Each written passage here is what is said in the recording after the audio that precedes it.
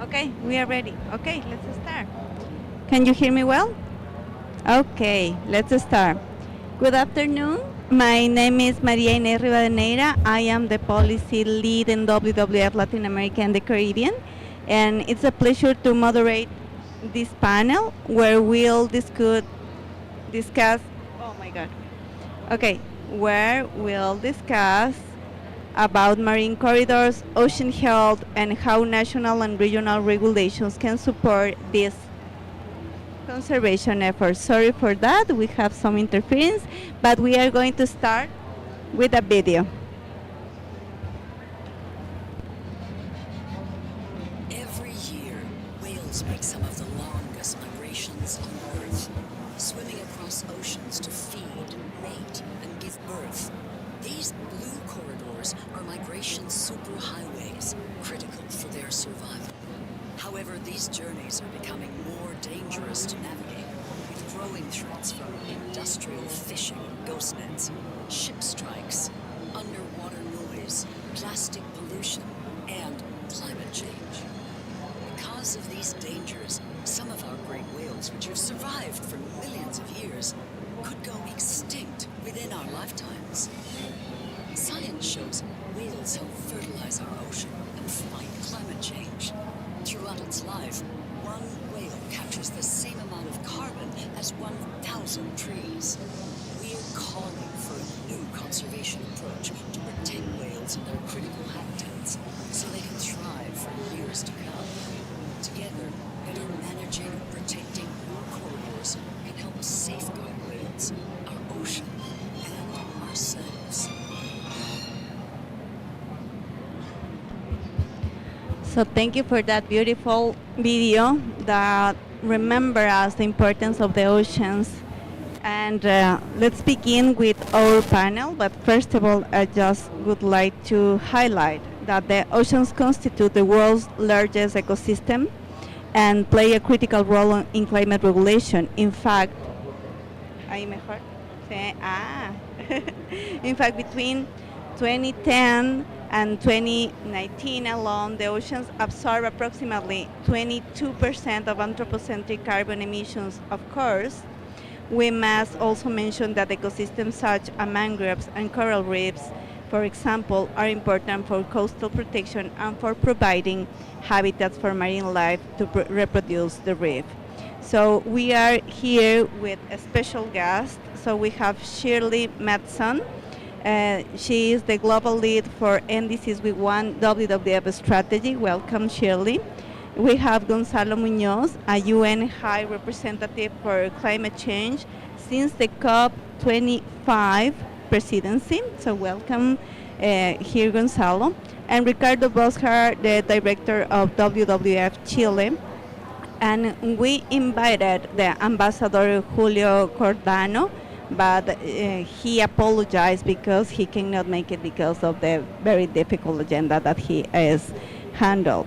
So we are going to have 2 rounds of questions, and please respond 5 minutes each person. And we are going to start with the first one. Is about, from your area of expertise, what do you have to ensure, what we have to ensure a healthy ecosystem in the Eastern Pacific Ocean through the strengthening of this blue corridor? Shirley, could you please start? Hello. Okay, let me know if it starts to get a bit fuzzy, guys, but lovely to be here. Hi, everybody. So, like Mane said, I lead on NDCs for WWF. So what I want to talk about a little bit is the process under the Paris Agreement that can really support efforts to strengthen the blue corridor. So I'm talking about, what are the plans and policies that are helpful. And while my expertise is NDCs, I think I want to start with saying, I think there's a few points underneath the Paris Agreement ambition cycle which are really important for this. The NDCs, obviously, and this year we've had the NDCs 3.0 with ambition up to 2035 submitted, but there's also other elements, for example, the long-term strategies, because when you're talking about ecosystem health, this is a long-term vision, right? And it's not the actions need to be taken now, but really when the objectives are set, they really need to be set in the long term. Other elements I think are important. This year also we've been having a lot of conversations about these biennial transparency reports. So governments have come in and said this is how we're implementing our NDCs as per what we've put in there. And these are very important to reflect on how fast things are happening and what needs to be done to sort of speed things up. And one of the things that came out here is that countries are not doing as much as they should as fast as they are. And I think that's really relevant here. And lastly, the implementation plans. This is going to be a big discussion. How do we implement the NDCs? So some of the elements we're talking here about are sort of how are we going to do marine conservation in this context? How are we going to do coastal tourism, these type of elements? And these would sit within implementation planning, if not within the NDCs. So that was the first point I wanted to make. Manny talked about how sort of these blue corridors give really important elements to the environment, and even the video was also talking about how, you know, whales, for example, are really large carbon sinks. And this is a really important element to show that while we're talking about the countries which are along this blue corridor, we're also talking about countries everywhere. So this is about urgency, right? This is about we need to be reducing our emissions as soon as possible. Otherwise, we're going to be giving the conditions that it doesn't matter what happens, these blue corridors are going to be at risk. So I think that's another really important element. WWF has a checklist, an NDC We Want checklist that says these are the elements that we benchmark within, you know, we'd like to see in NDCs, and we've updated it for the NDCs 3.0. We've got 5 areas within this, but I think, as I said, I think the ambition is a really important area, urgency around the world. I'm delighted to see that we've had NDCs from a lot of the countries along the west coast here, including Chile, who's just come out with their NDC and is now working on their long-term strategy. So great to see this. I think also the inclusiveness and participation is a really important element when we're talking about doing things, you know, in the oceans. We really need to be working with communities and making sure that this is driven on the ground, because it's very difficult to, I think that's the final part on tracking progress and working with people. We need to make sure that all that's happening on the ground. Yeah, and maybe I'll stop there and pass it on.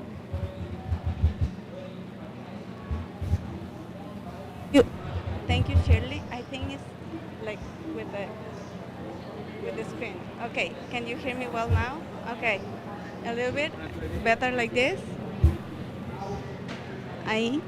You can hear me better? Yeah, maybe it's the microphone. Okay, great. So I would like to invite Ricardo to talk about the Eastern Pacific Corridor, and I would like to show you where it is. Oh, it's music. Oh my goodness. Do we have the image, the map? It's not the map here. So maybe Ricardo, you can continue because I cannot. Okay. Okay, I'm not. Technology is angry. So no, I mean, well, thank you very much to being here, and maybe an introduction, and I'm thankful for the Chilean government to have us, you know, host this panel here, and why. As you know, in Chile, the oceans is very important. So Chile is trying or wants to become a lead in BBNJ, which we support. And I think the importance, because I do understand that not everybody could get as excited as we are in WWF of whales, but we are talking about healthy ecosystems. Okay, talking about healthy ecosystems. So whales are an umbrella species. It shows that you know systems work. And why, as an organization, between many others, have chosen whales as a key species? Because it connects. And normally we see the ocean in a political way. So basically we divide it between 200 kilometers and then international waters, which now BBNJ has been ratified, but we will have some global governance on the ocean between nothing. But, you know, every country manages its own jurisdictional waters, and another country manages completely different. So we fish, we have interventions, but there is no one view. And that's why, as a region, we chose to really look at the ocean in these superhighways, that they connect with Antarctica, that has another governance globally, and really try to have one single view. That these are currents in Chile. We have the Humboldt current that goes to Peru that is critical to life, if you want, critical to wood wine. But the whole system is interconnected, and that's our message. Through the whales, through the corridors, we interconnect our world. The world we need, all these environmental services, we need to feed, we need to live in, we need to connect. The world is way more interconnected than we ever thought, and everything we do is connected. So that is the ground vision of these Eastern Pacific Blue Corridors that all connect all the way to north to Alaska. It connects to the Western Pacific, and we're here next to the Pacific Islands stand. It connects to Australia. So that is the invitation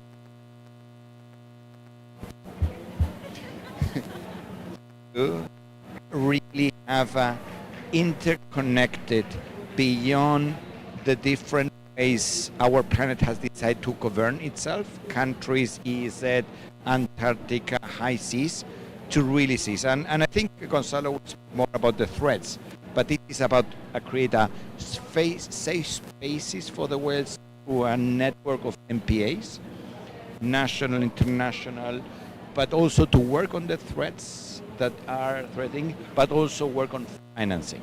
And that's my first round. I can complement a bit more. I don't know why with me is this, but okay. So thank you so much, Ricardo. I think for me, being Ecuadorian, is so exciting to hear about the importance of the ocean and how Chile is advancing in its political way. So I want to ask you, Gonzalo, about the threats, the impacts of plastics on large cetaceans and plastic patches in ocean. Can you please share with us? Thank you. Oops, thank you, Maria Inés. Wow. And thank you to WWF International, especially Chile and Latin America, for this invitation to talk about something that should be much more present, not only regarding cetaceans and whales, but also regarding how human intervention is affecting so many species. It's weird that we have to go too deep into how we are affecting such a big animal. Because if it's so hard for us to understand that, imagine when it comes to very small species, right? And at the end, what is happening at this point is that everything that was shown in the video, how complex it is being for any other animal to manage the level of intervention that we have done as humans, both as pollution, noise, acidification, increase of the temperature, but even ship hitting the animals. All of that, if we equalize that to humans, of course, some of that are the type of effects that we are receiving in ourselves, in our own bodies. And I'm saying that because it has gone to the point where the plastic pollution in the ocean is now very clearly affecting our own lives, and that is the element that have somehow awakened us more. It's sad, right? Because we shouldn't get to the point where only by understanding how all of this is affecting our own lives, the human lives, that mobilizes us to action, whereas we could have acted long time ago. In this case, what had happened is that, I don't know, some of you might know, but in the 90s there was a ship that collapsed with a container having plastic ducts, and the plastic ducts starting being discovered in many other places in the world, and therefore we realized that every element that floats, then it gets captured in currents that moves those elements worldwide. That led us to start analyzing those currents and find out that there are 5 major patches that have somehow concentrated a lot of this waste, most of that plastic waste, but you can find almost anything that you can imagine. In these so-called plastic islands, are mostly plastic soups more than islands. 2 in the Pacific, south and north, 2 in the Atlantic, south and north, and 1 in the Indic Ocean. And those places are, of course, very well placed in these migratory trajectories that cetaceans and other animals use. So it's absolutely clear, dramatic, how we have contaminated the ecosystem of these amazing species, but that also contribute, as it was said in the video, so much not only to carbon sequestration, but also to the whole of the ecosystem of the oceans, and therefore, as we know, the ocean and oceanic ecosystem providing a lot of stability to the whole planetary ecosystem. This is just one single example. It's brutal. It's a shame that we have taken it to this point to realize the effect, and I'm sure that due to what whales represent, how much we need them and how much we can empathize with them, and it's a beautiful animal that most of us, it's hard to find someone that could not like whales, right? And could not be really shocked on understanding that whales are really an animal that is feasible to get extinct. And I can see this particular case as one that could connect pollution with climate change and with the biodiversity trajectories. So it's one specific plan that can easily align 3 of the major environmental topics that we need to move, and therefore a crisis that we need to solve. And I, of course, celebrate the leadership not only of Chile, but all of the Pacific coastal countries to realize that we probably have a very short period of time to solve this problem, both on stopping pollution, and we will talk about the treaty that has been spoken about, the marine, marine transport system that should be considering very concretely how to provide the conditions for not to hit whales, but also the climate convention and understanding that we need to provide the conditions of the oceans for stopping the damage that we have been providing to these amazing animals. So the action is urgent. We know that this critical ecosystem is on danger, also the species, but let's pass to the solutions. So Shirley, what do we need to strengthen our Eastern Pacific corridor? Can you please talk about the NDCs and MBSAPs that we need for oceans in LAC? Thanks, Manny. So the first thing, it's okay. Yeah, I mean, WWF has done some thinking on this in terms of what we'd like to see with biodiversity, marine biodiversity conservation. For me, I think the overarching gap that we have is leadership. I think that's where we really want to see some movement, and I think this is a really great year for it. I think we've got the NDCs, and we don't want to ask countries to go back and revise them as a whole, but I think there's an opportunity to say who can be the champion when it comes to these blue corridors, who can push this forward.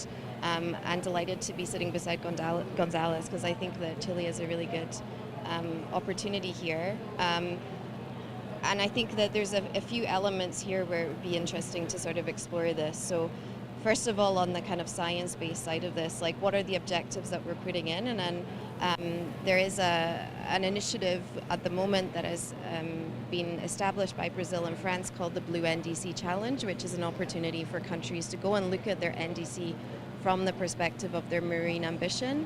How do they want to forward that, and how can they access some of the finance to help them do that? I think that's the type of things that we really need to see people pushing forward in particular areas. And I think marine is an interesting area to really push on, and I would be really supportive, for example, of having like a blue COP next year if we manage to sort of get to that point, because one of the things that I've learned as I'm not a marine expert, but I am a diver, and what I've realized is that people don't really get to see what it's like underwater. I think people understand what it's like to lose some of these key species, that we talk about on land, but you don't really get a chance to see what's underwater and how amazing it is, and how when it changes, it's really heartbreaking. So I think we really need to bring that message here. There's some other elements I think would be great to see some leadership in. Policy frameworks, I think that's another really interesting discussion. So as we move on to NDC implementation, how can we see some really big step forwards on policy, legislation and governance to really kind of implement these? What can we see within the new long-term strategies? And the NDC partnership has been really great at supporting these type of initiatives, including with Chile. So really looking forward to working with them more on this. I think a really interesting, as much as it doesn't sound very interesting if you don't work in this area, is the monitoring. And I think that's an area where on the marine side more needs to be done. And for example, in the last Chilean NDC, there was a pledge to improve the methodology on what carbon looks like within wetlands. That's something that we really need to see in the ocean space. So that's I think a really interesting opportunity. And the transboundary governance, and I know that Ricardo already talked about this, I think that's where we can be really innovative.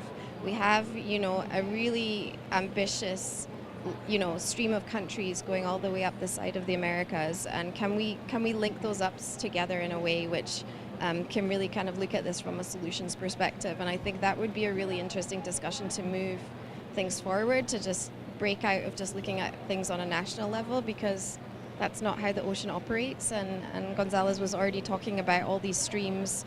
We have to be think of it bigger, and I think that's where we need some really key leadership. Thank you, Shirley. Great to know those elements that we need to take into account in the policies and the role of Chile, of course. So, Gonzalo, can you please share with us the link between these policies and the Global Plastic Treaty? Sure.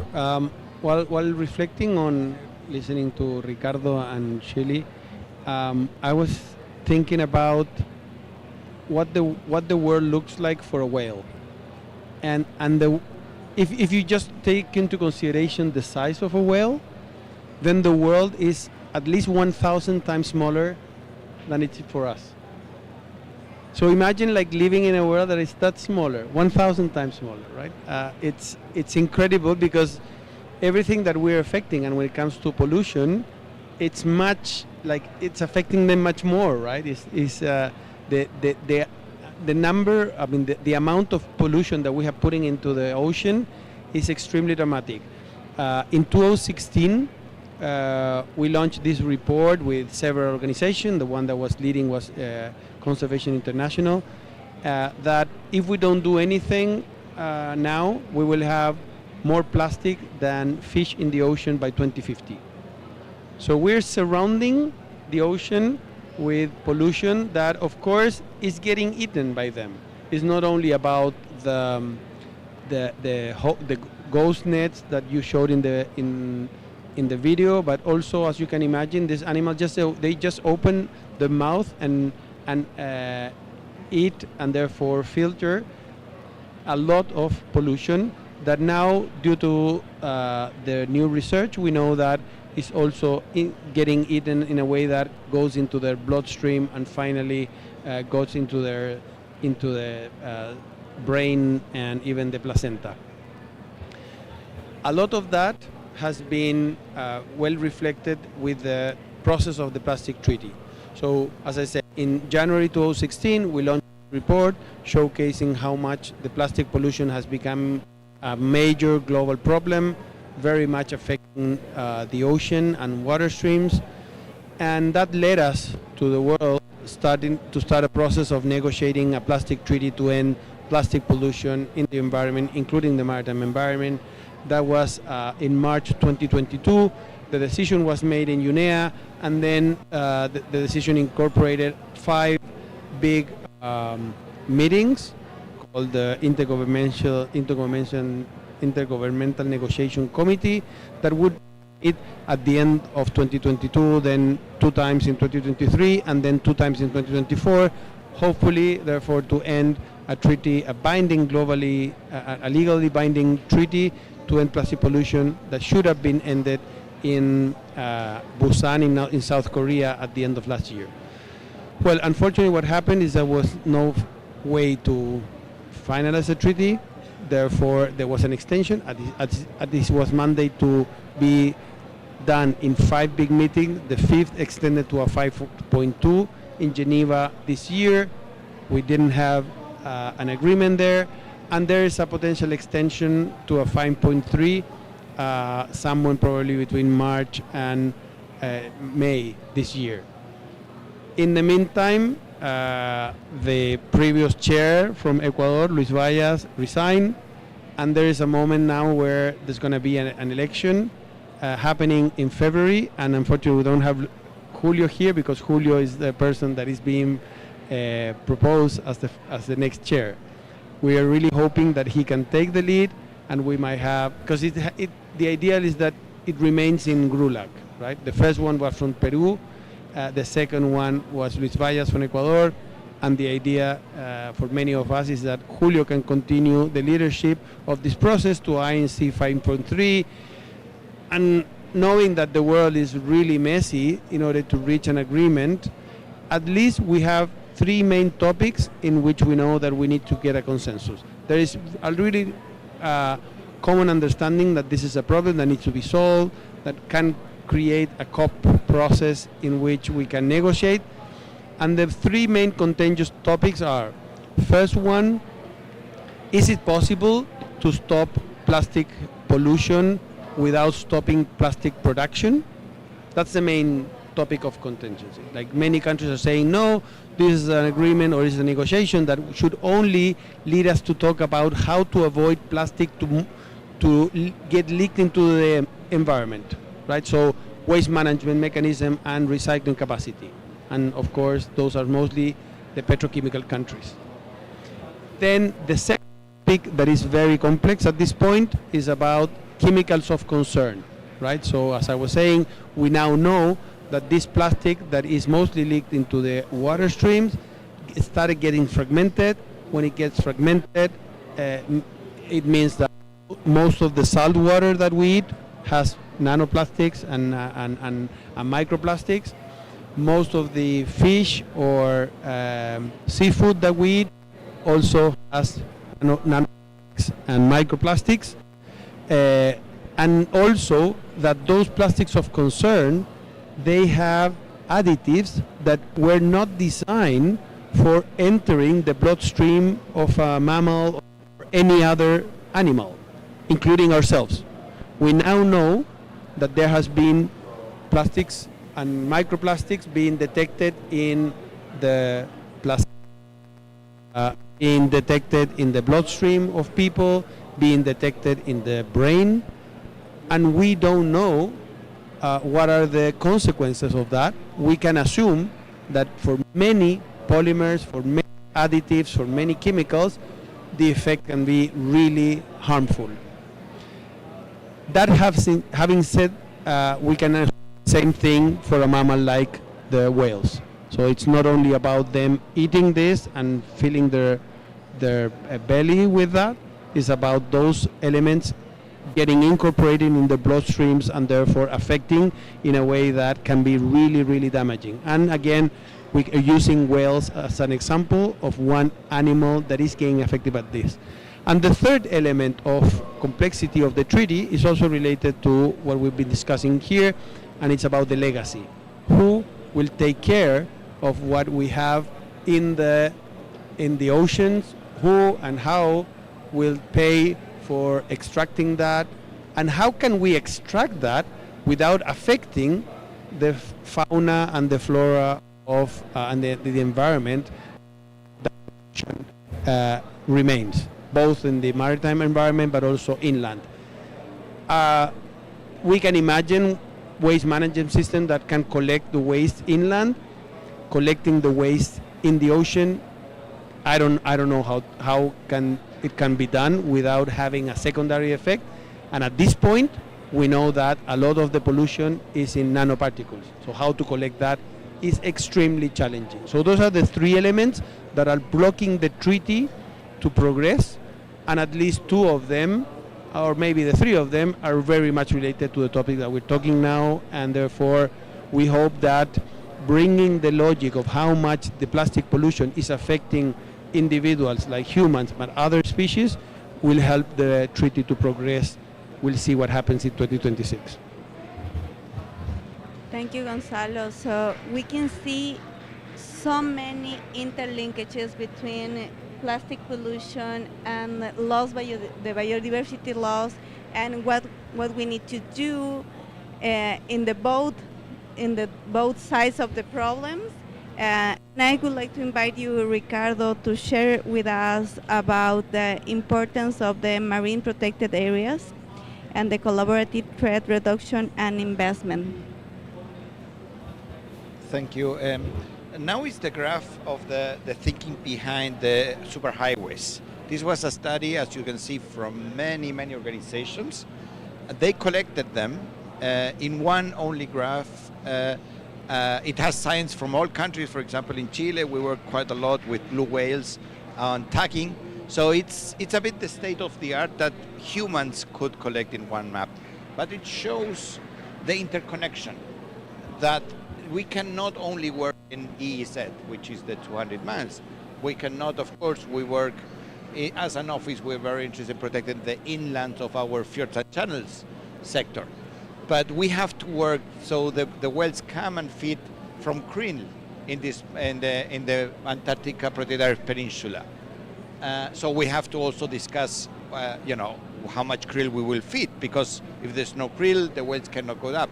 So how they connect to the north, how to connect around. So in a way, this graph shows you a bit that, and coming to your question, Mane, is plastics, other threats, shipping lines, fisheries. We have to work all of them, because this is not only about whales, it's about human survivor, because there is a link between everything that Gonzalo said about nanoplastic in the system goes to any mammal, and we are mammals, by the way. We tend to forget that we are humans, but we are one more mammal. So if it affects whales, that's why whales is such a good conservation objects. Technically, that's what we call them, but it's charismatic, it is umbrella, it shows a healthy or unhealthy ecosystem. So one thing coming to the question is protected area system. We need, Chile and other countries have signed the 30 by 30. So it has a commitment to protect 30% of the land, of every ecosystem in the land, and 30% of every ecosystem in the ocean. So that's for sure. And for that, the ocean piece has to be active. There is a envoy for Brazil for oceans specifically, which is great.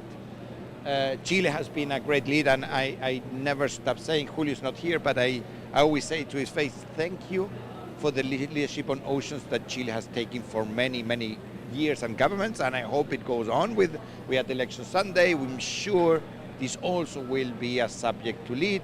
Chile wants to lead on BBNJ, the high seas, we have to agreement. So one thing is oceans always have to be top of the agenda. I know it's in your head, Gonzalo, it's in WWF's head, but it has to be in everybody's head, because it is saying that somebody comes from the outer space, says, why you call yourself Earth? You should be called yourself ocean, because there's so much ocean. But of course, we are mammals that live on the Earth, but oceans are key. So the other is work on threats. Gonzalo did a marvelous presentation on plastics, but there is shippings, and shipping is mainly velocity. It's not to eliminate, nobody's telling that the ship should disappear. Most of the time is knowing where the whales will be and limiting speed. So we signed an agreement in Patagonia, including the salmon sector. We have some representative of limiting speed just to, stop the heating.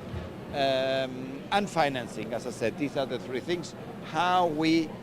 In terrestrial ecosystem is easier to bring the private sector and in general debt and all the finance mechanisms that we have developed. We have development for the terrestrial landscapes. But for seascapes is a challenge, and we need to speak more about that. So for me, those would be maintain the momentum and keep the momentum of oceans. It's key. Bring the multilateralism on board. This will not be solved by one country. So we're Chile, Peru is not here, but we have Ecuador. It's, the whales swim, the whole thing. So we tagged a blue whale from Chile that ended in Galapagos. And so if it finds on one of the sites no friendly environment, the whales will never come back. So Chile and Ecuador have to work together. So that was be my thinking about it.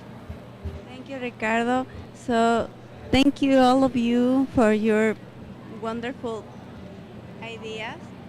And I would like to open the floor for if you have any question or comments from the public. If there is any, please. Yes, thank you. Hello, my name is Patricio Segura. I am from Patagonia. And in Patagonia, in the last year, several whales have been encountered dead near salmon farmings. 2 days ago, the public ministry, the officers, reopened a case against a salmon farming company, Australis, because of a dead whale in the net of the farming salmon. The other issue is transportation. The other issue is that salmon farmings we have 1,300 salmon farms in Patagonia, and more of the third part of them are in protected areas, national parks and national reserves. And they are contaminating with the antibiotics and other things. A question that I have, because WWF supports or agrees with the ACS, Agriculture Stewardship Council, for farm salmon, are you going to make that this certification be related with what is happening in several oceans, but in Patagonia with the whales? Because there is a lot of information that they are being killed or are being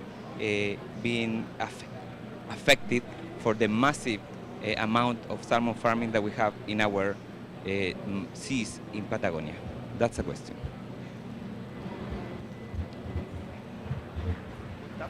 Contamos varias preguntas. Sí. There is another question in the room. No. Maybe I can have one, if you allow me. So I would like to, yeah. So it's because I have the hand. I would like to know how we can contribute from the ocean perspective. I mean, all the work that Chile is doing already with the multilateralism and the democracy that we need in different spaces to improve the cooperation in the region, but globally as well. So I don't know, maybe you, Gonzalo, do you want to answer the question? And there is another question in the room? The first question. Okay. So, thank you.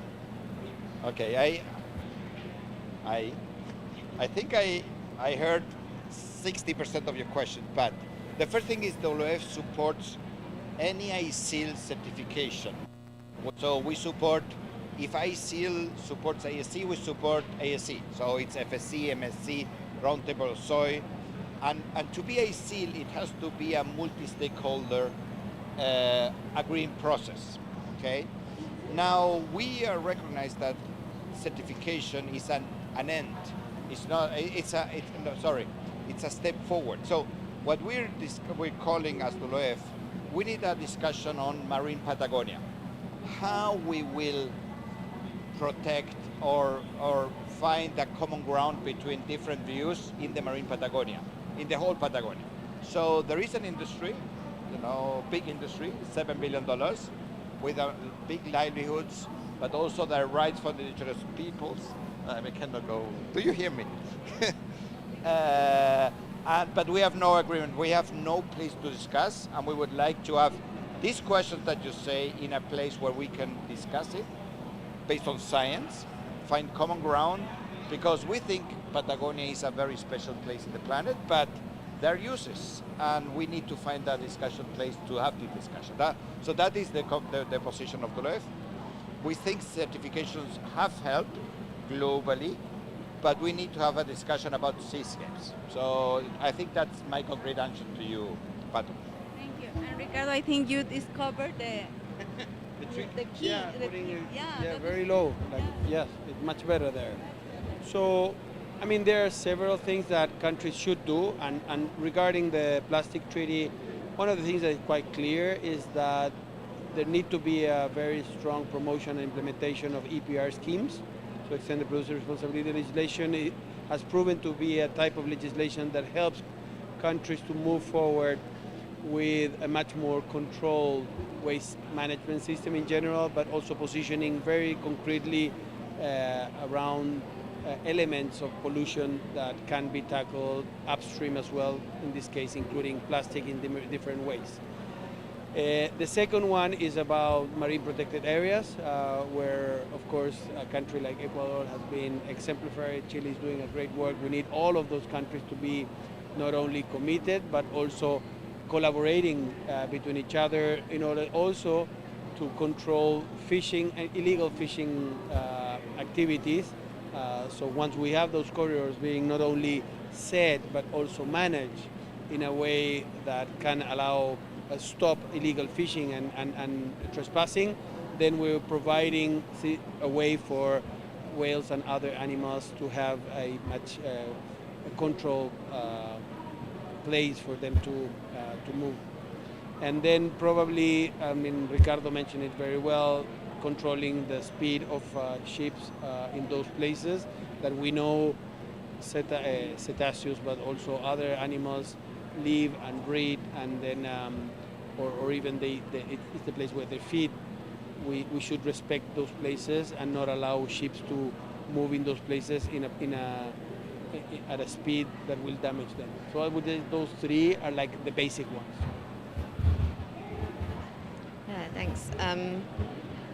I mean, I think on my side, again, we're going back to the high-level policy, but I think this also speaks a little bit to your question, is that we do have a couple of mechanisms where governments are thinking about, you know, how to solve these crises in various ways. So we have the national climate plans, the NDCs, but we also have the national biodiversity strategies, MBSEPs, if you will. And I think this is where we can really move forward, and we have started to think about that. How can we do joined up thinking on that, and how can we work across all of these different areas?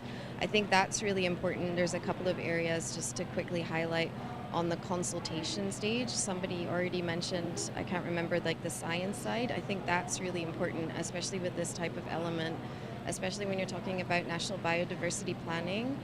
Some of the risk assessments there are going to be really important for national climate planning. So I think that's where you get a really interesting crossover, and it's about creating those conversations with governments at various levels to make sure that, you know, that consultation and that information is being shared, and that will be able to sort of help address some of those challenges. I would also say that there's the consultation, like the bottom-up consultation, and the whole point of these plans, it's a very kind of dry planning process, but the whole point is because the Paris Agreement is a bottom-up process, and this is something which countries need to take to the national level, and that's really part of our benchmarking. So making sure that there's strong consultation with the people on the ground, and that's certainly something, I mean, I keep going back to Chile because we know a lot about what the Chilean government is doing, but to be honest, across South America, I've seen some really amazing examples of public consultation, and I know that Chile has been very strong in its NDCs 3.01, and we will be looking across, but I think that the kind of people up aspect and speaking to the people on the ground who have these challenges is really important.